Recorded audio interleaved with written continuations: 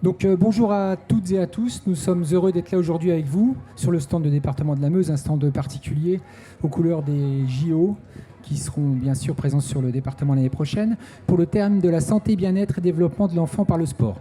Alors c'est un sujet qui nous tient particulièrement à cœur pour plusieurs raisons.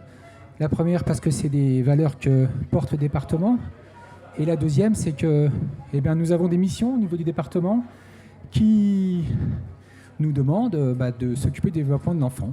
Et on pense et on est persuadé que le sport y participe largement. Alors on va animer cette conférence avec le docteur Ambroise, qui est le médecin de la promotion de la santé maternelle et infantile, qu'on appelait autrefois la PMI. Arnaud Tardy, qui est éducateur physique et sportif à l'IME. Et Jackson de Mestre, qui est à l'IME et qui est surtout sportif de haut niveau avec la natation, et Logan Marchand également, sportif de haut niveau avec la natation. Donc on est heureux de les avoir ici parce que le développement de l'enfant par le sport est important, et il est encore plus important lorsqu'on a des enfants qui sont porteurs de handicap, ils vous expliqueront, et des fois porteurs de handicap invisibles. Donc ils pourront témoigner tout à l'heure et vous pourrez bien sûr leur poser les questions que vous voulez. Ils sauront vous y répondre bien mieux que nous. Donc ça va se dérouler en 3 temps. En premier temps, le docteur Ambroise va présenter un peu les besoins fondamentaux de l'enfant. Ensuite, on parlera un peu des valeurs du sport. Et la troisième partie sera plus largement consacrée à l'intervention d'Arnaud, de Jackson et de Logan. Voilà, je passe la parole au docteur Ambroise. Merci Bruno. Alors effectivement, on va parler du développement de l'enfant. Dans un exposé comme ça, il y a toujours une partie chiante, c'est moi qui l'ai, donc je la fais. Poser un petit peu les bases de quoi on parle quand on parle de développement, et de développement par le sport. Les enjeux d'un bon développement, c'est pas seulement d'avoir plus de muscles, c'est aussi d'être un individu dans toutes ses potentialités. C'est vraiment ça. Essayer d'assurer le développement, c'est permettre à l'enfant de se développer correctement d'un point de vue sensoriel, d'un point de vue moteur, lui permettre d'apprendre mieux, évidemment, lui permettre d'être autonome, lui permettre de s'insérer socialement et lui permettre d'avoir les mêmes chances que les autres. Ça, c'est fondamental. Et finalement, avec tout ça, à terme, lui permettre de devenir lui-même parent. Et c'est ça qu'on attend. Alors, comment ça se passe au départ, tout au départ? Alors moi, je suis un médecin spécialisé dans les jeunes enfants et beaucoup de choses se jouent sur les tout petits. Alors, qu'est-ce qui se joue sur le tout petit? Figurez-vous qu'on a 3 cerveaux. En fait, on en a un seul, mais il est en 3 parties. Dans ces 3 parties, il y a ce qu'on appelle le cerveau archaïque. C'est le cerveau de l'instinct. C'est le cerveau qui fait qu'on se sauve quand on a peur, qu'on est agressif si on nous agresse, qu'on se débat si on essaie de nous empêcher de respirer, etc. Il y a un deuxième cerveau qui est le cerveau de la mémoire et de l'émotion. Ces 2 cerveaux-là, ils sont présents dès la naissance. Et puis, il y en a un troisième qui est le cerveau des fonctions supérieures. Et celui-là, il va se développer à partir de la naissance. Donc c'est fondamental chez les tout-petits, dans les 2 premières années notamment, de faire très attention à ce qu'on fait, parce que c'est le moment où le cerveau supérieur se développe, où la régulation se met en place. Parce que c'est ce cerveau supérieur qui contrôle les 2 autres. Donc chez un enfant où ce cerveau se développe mal, vous n'aurez pas de contrôle des 2 autres. Et vous aurez des enfants qui vont être agressifs, etc. etc. D'accord ? Donc c'est extrêmement important de faire ça. Comment ça se développe le cerveau ? Cette partie du cerveau qui est une partie supérieure, ça se développe en 2 phases. La première phase, c'est le cerveau, il pousse et il fait du câblage, il fait de la connexion, il fabrique plein de neurones, plein d'articulations entre les neurones pour pouvoir faire plein de choses. Ça, c'est les 2 premières années. Et puis, à partir de 2 ans, et jusque, paraît-il, la trentaine même, le cerveau, il commence à faire le tri. C'est-à-dire qu'au début, il a fait plein de connexions, et après, il ne va garder que celles qui sont utiles. Donc vous imaginez bien qu'un enfant qui est soumis à plein d'émotions positives et de choses positives quand il est petit, il va garder toutes les connexions positives utiles. S'il est soumis à plein de choses négatives quand il est petit, il va garder que des choses négatives et il va garder ça toute sa vie. Les fameuses peurs ancrées dont vous avez déjà entendu parler, par exemple, un enfant qui est soumis à des violences, il va développer son cerveau avec des voies de régulation qu'ils vont garder tout ça. En Ukraine en ce moment, s'il y a des enfants qui naissent, jusqu'à la fin de leur vie, quand ils entendront un boom, ils vont aller se planquer, parce qu'ils auront la trouille. Ils vont être marqués par ça. Alors parlons du positif aujourd'hui, parce qu'on est là pour parler du sport, et du rôle que le sport peut avoir là-dessus. Il y a 5 besoins fondamentaux chez un enfant, c'est pas moi qui le dis, ça a été déterminé par une conférence de consensus au niveau national. La sécurité, c'est le plus important. Un enfant ne grandit pas bien s'il n'est pas en sécurité. Un besoin d'expérience, il faut qu'il fasse des choses. S'il est assis dans un fauteuil, il n'apprend rien. Problème des téléphones portables, des écrans et tout ce qu'on veut. Il a besoin de cadres et de limites pour ne pas se mettre en danger d'abord, et puis pour aussi accepter les normes sociales. Il a besoin de développer son estime de soi, c'est parce que je réussis quelque chose que je vais recommencer, que je vais oser. Et puis, il a besoin d'une identité, de savoir qui il est, où il va. Ce sont les besoins fondamentaux de l'enfant. Et on va revoir maintenant pour chacun de ces besoins. Alors la sécurité affective dans le sport, ça ne saute pas aux yeux. C'est évident que c'est important déjà les relations qu'on tisse avec sa famille, par exemple, ou avec ses proches. Pour autant, le sport offre de très nombreuses occasions d'être ensemble, de partager, de rassurer, etc. Vous pouvez faire, au travers du sport, passer plein de bons moments avec vos enfants, et ça va être fondamental pour eux. Parce que vous les rassurez, quand vous lui apprenez à faire du vélo, qu'il a peur, vous allez le rassurer, etc. Et ça, c'est du lien affectif qui se tisse. Sécurité physiologique, sécurité physique, je pense que les sportifs en parleront mieux que moi. C'est essentiel pour les sportifs. L'alimentation, l'hygiène, l'hydratation, la préparation physique avant de faire un effort pour ne pas se claquer. On est d'accord là-dessus. Et dans certains sports, plus que d'autres encore, les outils de protection, les casques, les gilets, etc. Donc le sport, c'est un atelier d'apprentissage de la sécurité. Ensuite, les enfants ont besoin d'expérience. Alors, à votre avis, est-ce qu'on peut vivre des expériences dans le sport ?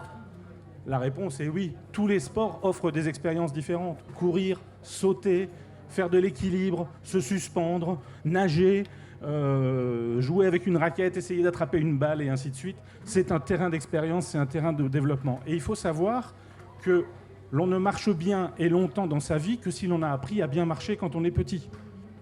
On est en équilibre dans sa vie que si on a appris à marcher, à être en équilibre correctement quand on est petit. Ce que vous acquérez quand vous êtes petit, vous le gardez toute votre vie. Les personnes âgées qui tombent plus facilement et plus tôt que les autres, c'est aussi parce que leurs acquisitions quand ils étaient petits n'ont pas été suffisantes. Le corps se construit en fonction de ce qu'on lui demande. Et donc c'est fondamental de mener toutes ces expériences pour que le corps se développe correctement. Besoin de cadre et de limites, ai-je besoin de le dire, dans le sport, le cadre et les limites, les règles du jeu, les règles apprises aux enfants à tous les niveaux, c'est vraiment fondamental. Et l'enfant va apprendre là l'essentiel de la régulation sociale. Parce que qu'est-ce qui est difficile pour un enfant ? C'est de résister à la frustration. Il a envie d'une gaufre, il veut cette gaufre, il voudrait que sa mère lui achète tout de suite. Et il va se mettre à pleurer s'il n'a pas cette gaufre. Donc il est frustré et il va devoir apprendre à résister à la frustration parce que on mange dans une demi-heure et que ce n'est pas le moment de manger une gaufre. Voilà. Et dans le sport, le respect des règles apprend à gérer cette frustration vis-à-vis des autres. Au milieu des autres, on va apprendre à gérer cette frustration. Et c'est fondamental pour la vie sociale. Si on n'a pas appris à gérer sa frustration, on devient un individu insupportable pour les autres parce que dès qu'on n'est pas content, on leur rentre dans l'art. Le besoin d'estime de soi. Être quelqu'un au milieu des autres. Être quelqu'un au milieu des autres, j'ai pris juste des exemples de mots du sport, des mots qui sont utilisés tous les jours à la télé quand on fait du sport. Y arriver, faire mouche, progresser, marquer, surmonter, oser, être médaillé, assurer la victoire. Tous ces termes-là sont des termes qui, en fait, rentrent de la satisfaction pour l'individu. Évidemment, quand il gagne, il est content. Évidemment, quand il réussit, il est content. Évidemment, quand il est médaillé, il est très content. Et je pense que les deux jeunes pourront nous en parler tout à l'heure. Donc, le dernier besoin que le sport permet aussi d'assouvir, c'est un besoin qui paraît peut-être moins évident, mais c'est le besoin d'identité. Et en fait, pour être quelqu'un, on a besoin de 3 choses fondamentales. Premièrement, on a besoin de venir de quelque part. Ça, c'est les racines, comme on dit. On a besoin d'avoir des racines. Et le sport et les interactions avec les adultes, et les adultes de sa famille notamment, permettent d'acquérir ces racines. Deuxièmement, il faut être capable de s'identifier à des modèles. Et ça, le sport nous en fournit plein d'exemples. Alors, je vous ai mis une jeune fille avec le maillot de Mbappé, la signature d'autographe de Karabatic, toutes sortes de choses. On s'identifie à des modèles, on veut être comme lui, et donc on fait ses choix de modèles. On prend les gens qu'on aime. Et puis, pour être quelqu'un, on a besoin d'appartenir à un groupe, d'être accepté par des groupes et d'exister au sein d'un groupe. Et là, la notion d'équipe, la notion de club, la notion de performance collective permet d'appartenir à un groupe et de se valoriser de cette manière-là. Donc ça répond parfaitement à ce besoin d'identité. Voilà. Je ne voudrais pas développer plus que ça, sinon pour dire que sur la santé globalement, ce qu'on va développer par le sport quand on est tout petit comme ça va apporter des bénéfices pour toute la vie. Toute la vie. On sait maintenant que ce qui se passe dans la petite enfance va permettre de limiter les risques cardiovasculaires quand on est adulte. On sait maintenant que ce qui se passe dans la petite enfance va permettre de limiter les cancers, certains cancers, parce qu'on a appris, parce qu'on continue de l'activité physique, etc. Ça prévient les traumatismes, je l'ai dit tout à l'heure, si vous marchez mieux, si vous êtes plus équilibré, vous tomberez moins, et donc vous vous casserez moins des choses. Et puis ça va permettre aussi, dans la relation à l'autre, de prévenir les dépressions, de prévenir les troubles de l'humeur, de prévenir l'anxiété, etc. Je passe la parole à Bruno pour la suite, c'est-à-dire que la réponse aux besoins fondamentaux, c'est pas tout. Oui, bien sûr. On parle également dans le sport de valeur. Alors, le mot valeur, c'est pas un mot qu'on doit galvauder, c'est pas un gros mot lorsqu'on parle de valeur dans le sport, parce que ces valeurs-là, on les acquiert, bien sûr, avec sa famille, tu l'as dit justement, mais le sport aide également à s'acquérir ces valeurs, et je pense que c'est largement complémentaire. Alors, quelles sont les valeurs qu'on peut retrouver dans le sport? On trouve bien sûr le respect. Je vois qu'il y a un rugbyman en face de moi. Je pense que le respect dans le rugby, c'est quelque chose qui est nécessaire et imposé dès le départ. On parle d'engagement, bien sûr, parce qu'il faut se dépasser, il faut pouvoir emmener ses coéquipiers, ses amis dans le sport au même niveau que soi. On peut parler de responsabilité, bien sûr. Si jamais sur un terrain de sport, je suis pris par l'arbitre à défaut, je mets mes coéquipiers à défaut également. Et là, au niveau responsabilité, c'est un peu compliqué. La diversité, bien sûr, c'est un sujet qui est au cœur des préoccupations en ce moment. Il faut dans le sport avoir cette diversité, qu'elle soit de race, qu'elle soit de sexe, etc. Je pense que là, on le voit de plus en plus et c'est de plus en plus mis en avant. La motivation, effectivement, pour pouvoir faire du sport, il faut être motivé. On se motive quand on est ensemble, lorsqu'on a des éducateurs qui vous permettent de vous motiver. Donc c'est aussi très important. Je parle à l'égalité, bien sûr. Le sport, ça permet de montrer qu'il y a une égalité dans le sport. L'inclusion, effectivement. Alors là, je pense que Jackson et Logan pourront en parler tout à l'heure, l'inclusion dans le sport, parce qu'ils font du sport au départ, qui est du sport, si je peux dire, adapté, mais ils font du sport avec tout le monde, donc c'est très important. La justice, lorsqu'on fait du sport, il y a une équité et une justice qui doit être présente, on en parle juste avant. Et puis voilà, donc toutes ces valeurs-là, elles sont importantes, que l'on soit dans le sport ou non. J'aurais dit, lorsqu'on est avec une famille, on apprend ça à nos enfants, mais le sport permet également de compléter. Alors, que faire comme activité physique et quand faire du sport? Partout, effectivement. On fait du sport quand on a envie de faire du sport, à la maison, avec ses parents, à la maison, parce que maintenant, il est simple d'avoir du matériel pour faire du sport, dans un jardin, au city-stade, au jardin d'enfants, à l'école, dans un stade, à la piscine. Bien sûr, le sport en association est également important, parce que lorsqu'on fait du sport avec une association, on permet de mettre en avant toutes les valeurs qu'on a vues pour le moment, mais également le sport libre. Le sport libre, c'est utiliser toutes les installations sportives qu'on peut avoir dans une collectivité et le faire de manière non associative. Et je pense que l'un et l'autre sont liés, et l'un permet, par exemple, lorsqu'on est en sport libre, de pouvoir aller vers une association ensuite. Donc, encore une fois, le sport et le développement de l'enfant, c'est très très important, et je pense que Denis et moi, on a assez parlé.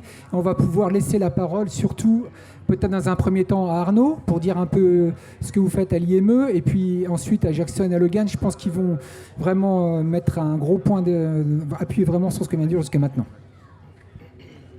Alors déjà, pour compléter, je dirais aussi que en fait, le sport, on peut en faire à tout âge, et c'est jamais trop tard. Même si toutes les études, elles montrent que même si vous faites du sport à 70 ans, en fait, il y a forcément des bénéfices. Donc voilà, n'hésitez pas à vous mettre au sport. Donc sinon, moi, je suis prof de PS à l'IME de Thierville. C'est une école qui accueille des enfants en situation de handicap. Et donc, j'ai vu arriver Logan et Jackson maintenant il y a une dizaine d'années. Alors c'est vraiment une belle histoire, parce qu'en fait, c'est deux jeunes qui ne faisaient pas de sport, qui ne nageaient pas. Et donc, Jackson avait quelques problèmes de comportement, Logan avait très peu confiance en lui. Et en fait, le sport leur a permis en fait, de s'épanouir totalement. Aujourd'hui, ils sont tous les deux en équipe de France et ils font un super parcours. Alors, je sais pas, Logan, tu veux parler un petit peu ?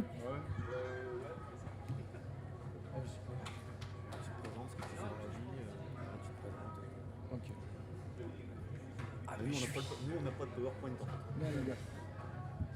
Ouais, je pense que Logan, on va l'aider un petit peu. C'est pas facile, hein. Alors Logan, juste pour nous dire comment tu as fait pour en arriver là au niveau sportif, est-ce que tu fais dans la vie, et voilà ce que t'ont apporté un peu l'IME et tes parents, si tu veux. Moi, je suis arrivé à l'IME, j'avais 10 ans. Et j'ai rencontré Arnaud Tardy.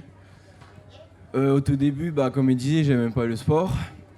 On allait à une marche. Et j'étais le boulet qui était tout derrière parce que j'aimais même pas le sport.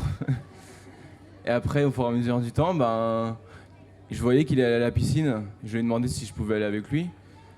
Et après, il m'a dit oui. Et puis après, j'ai continué avec lui parce qu'il m'a complimenté. Il disait que je nageais bien et tout. Du coup, ça m'a fait prendre confiance en moi. Et puis, depuis le temps, j'ai jamais arrêté. T'as pas arrêté, mais ça va même plus que ne pas arrêter parce que tes performances sont quand même exceptionnelles, je crois. Oui, je suis en équipe de France de sport adapté. J'ai fait champion de France sur plusieurs nages, 200 crawl, 104 nages. Après, vice-champion de France sur 50 brasses, 50 dos et autres nages. Qu'est-ce que ça t'a apporté sinon, le fait d'être sportif de haut niveau dans ta vie de tous les jours, socialement, on va dire? La confiance en soi, du plaisir et voilà. C'est déjà beaucoup. Oui. C'est déjà beaucoup. Le fait d'être avec les autres, de partager aussi, je pense. Oui, de partager avec les autres, montrer ce qu'on sait faire aux autres, leur apprendre ce qu'on sait faire et tout. Le soutien de tes parents était important? Ah oui, hein. S'il n'y a pas le soutien des parents, des entraîneurs et tout, c'est compliqué quoi. Ok. On peut peut-être demander à Jackson?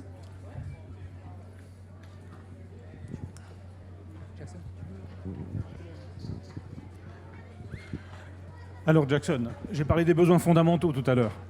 Ouais. Qu'est-ce que ça te parle? On a parlé par exemple, j'ai parlé du besoin de cadre et de limite. Est-ce que j'ai entendu dire que au niveau comportement c'était parfois difficile? Est-ce que le sport t'a apporté quelque chose là-dessus? Alors oui, il m'a rapporté beaucoup de choses. Il m'a rapporté beaucoup de choses. Il faut savoir qu'avant, j'étais dans une école normale, on va dire. Et du coup, j'étais souvent mis au fond de la classe. Et j'ai appris à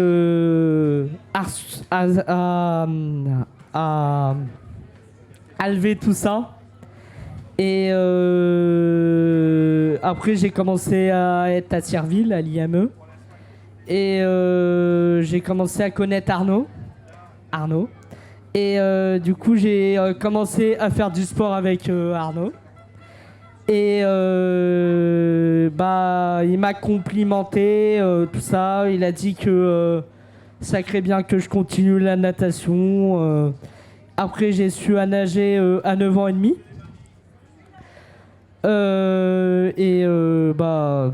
Ça a collé direct et voilà. Ouais, donc en gros, tu es passé du fond de la classe au bassin où maintenant, si j'ai bien compris, tu passes des heures. Voilà, beaucoup d'heures, ouais. Beaucoup d'heures. Et tu t'ennuies pas? Non, parce que j'aime bien ça, j'aime bien l'eau, j'aime bien la sensation, j'aime bien glisser, j'aime bien aller à fond. D'accord. Tu partages beaucoup de choses avec les autres? Oui, je partage l'entraînement déjà. Je partage comment leur faire apprendre à bien nager aussi, parce que je leur donne aussi des conseils, tout ça. D'accord. Et voilà. D'accord. Donc tu partages des compétences? Des compétences, voilà. C'est ça. Des compétences. Très bien. Parfait. Je pense que c'est un bel exemple de ce que j'illustrais ce que je disais tout à l'heure. Ouais. Je te repasse la... Moi, je vous ai vu également tous les... Moi, je vous ai vu également tous les deux dans un autre endroit que le sport. C'était à une soirée qu'on a fait il n'y a pas longtemps. Et vous étiez les chefs d'orchestre un peu de la distribution des repas, de l'organisation, etc. Et c'est quelque chose que vous avez brillamment bien fait. Et ça montre également à quel point le sport vous a amené à pouvoir faire autre chose, peut-être que vous n'auriez pas fait il y a quelque temps. Ah bah oui, bien sûr, sans avoir fait du sport, j'aurais pas été en Australie, et j'aurais pas voyagé quoi. Le sport m'a permis de voyager et de découvrir d'autres choses. Et est-ce que vous avez déjà rencontré des célébrités par le sport? Ouais. Théo Curin, il nage en handisport. Comment ça se passe alors, Jackson, tous les jours maintenant, au niveau du comportement? Alors, le comportement, ça va beaucoup mieux. Déjà, je me bats plus. Et bien sûr, maintenant, je suis plutôt lui qui apprend aux autres et qui va pas faire des conneries, quoi. Bon, après, des fois, c'est dur à gérer, hein, la vie de toujours. C'est dur, c'est vraiment dur à gérer, vraiment. Mais sinon, voilà, j'aime bien rester zen et rester calme, voilà. Peut-être pour Arnaud, c'est quoi alors ton travail de tous les jours justement? Parce qu'il y a l'aspect sportif, mais également l'aspect comportemental, l'aspect suivi des enfants tous les jours. Oui, en fait, oui, c'est vrai. Ce que je voudrais dire quand même, c'est que Jackson et Logan, c'est vraiment la belle histoire parce qu'en fait, c'est deux jeunes qui sont arrivés à l'école et personne n'aurait mis un centime sur leur réussite. Parce que c'est vrai que voilà, Logan était un petit peu râleur, il n'aimait pas le sport. Comme j'ai dit tout à l'heure, Jackson avait des gros problèmes de comportement et aujourd'hui, le sport leur a permis vraiment de s'épanouir dans la société. Parce qu'en fait, voilà, il y a aussi un projet professionnel qui va autour de ça. Donc, ils sont vraiment intégrés au sein des entreprises, ils font des stages. Voilà, donc ça c'est super intéressant parce que le sport, c'est ce qui va leur permettre de grandir avant tout. Ils sont aussi au club de natation SAV Verdun. Donc tous les soirs, ils vont s'entraîner avec des jeunes qui n'ont aucun handicap, hein, donc ils sont totalement intégrés. Ce parcours n'a pas été facile au début. C'était compliqué en fait de nager avec les autres, de comprendre les consignes. Et aujourd'hui, ils font partie vraiment du club. Donc voilà leur parcours aussi. Sinon, dans le quotidien, c'est vrai que le sport, pour moi, c'est vraiment un support pour leur permettre d'être bien dans la vie de tous les jours, pour être autonome, pour avoir confiance en eux. Voilà, ça pourrait être autre chose que le sport, mais l'activité physique amène quand même des vertus. En fait, quand on n'est pas bien, déjà, si on va un petit peu marcher, ne serait-ce qu'une heure, si on bouge, ça va toujours mieux après. Donc, voilà. Donc, c'est ce qu'on essaye de transmettre aux jeunes. Voilà, le goût de l'effort, le goût de bouger. Voilà, c'est le plus important. Le sport, c'est un grand mot. Je pense qu'il faut aussi parler beaucoup d'activité physique. Faire un petit peu de marche, faire son jardin, c'est du sport aussi. Sportif de tous les jours qui parle. Hein. Ouais. Je ne sais pas si vous avez des questions ou des interrogations sur le bienfait du sport ou des questions à poser à Arnaud, Jackson et Logan. N'hésitez pas.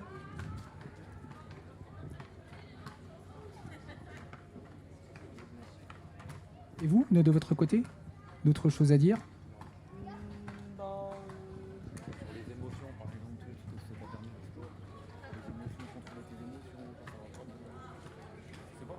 Ouais. Alors, ouais, c'est bon, il est animé. Bon, alors, moi, le sport aussi, ça me rapporte à me canaliser aussi. Parce que des fois, ça arrive que ça va pas et que je me canalise dans l'eau, que par exemple je vais courir ou je vais faire du vélo. Parce qu'on fait pas que... on fait de la natation, mais ça nous arrive des fois de faire des autres sports, comme du vélo, de la natation, tout ça et autre chose. Et voilà, du coup, ça nous rapporte beaucoup de choses et voilà. Et dans l'eau, on voit pas notre handicap, on le voit pas du tout et ça aussi c'est bien parce que voilà. Et on travaille dans de l'espace vert, dans la cuisine, dans le service, un peu dans plusieurs ateliers pour travailler dans les métiers, tout ça. On travaille dans l'autonomie aussi. Voilà. Qu'est-ce que vous voudriez faire plus tard? Vous avez déjà une idée tous les deux? Oh bah moi je sais pas. Toi, je suis sûr que tu sais. Moi, j'aimerais bien travailler en magasin dans la mise en rayon ou autre métier.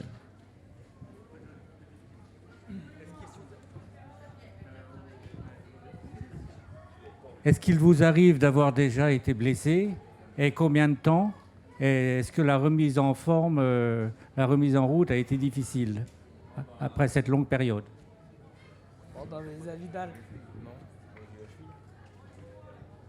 Personnellement, j'ai pas été beaucoup blessé, mais là, il y a quelques temps, je me suis blessé à la cheville, une petite blessure, de rien de grave.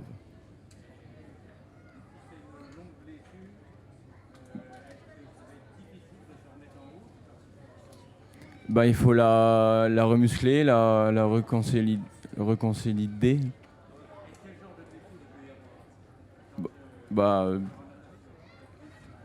Au niveau de l'épaule, par exemple, il peut y avoir des blessures à force de nager. Mais globalement, on essaye de bien doser l'entraînement pour ne pas avoir de blessures. Donc avec du renforcement musculaire aussi en complément, et choses comme ça. Et pour rebondir sur ce que je disais de Jackson tout à l'heure, c'est vrai que là aujourd'hui il est spécialisé en natation, mais quand il était plus jeune, en fait, il a expérimenté énormément de sports différents. Parce que c'est très important de développer son corps dans différents sports pour pouvoir après choisir celui qu'on va préférer. Alors il faisait pas mal de courses à pied, de vélo, des activités motrices, des choses comme ça en fait, pour développer son corps en fait dans toutes les situations.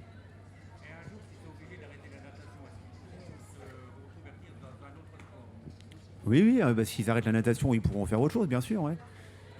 Déjà, je pense que le sport maintenant fait partie de leur ADN, donc quoi qu'il arrive, ils continueront à faire du sport. Alors à quoi ? En fait, quand ils font du sport avec moi, ils n'ont pas d'handicap. Et s'ils font du sport avec vous, en fait, ça sera peut-être même vous qui aurez un handicap. Je crois qu'il y a le papa de Logan qui voulait parler. Le beau-père, pardon. Je voulais dire que Logan... Oui, je voulais quand même vous dire que Logan était médaillé en VTT cette année en championnat de France, je crois. Alors Jackson et Logan ont participé au championnat de France de VTT. Ils ont été champions de France et vice-champions de France. Donc c'est quand même une grosse perf en fait. Comme quoi les activités physiques sont transposables.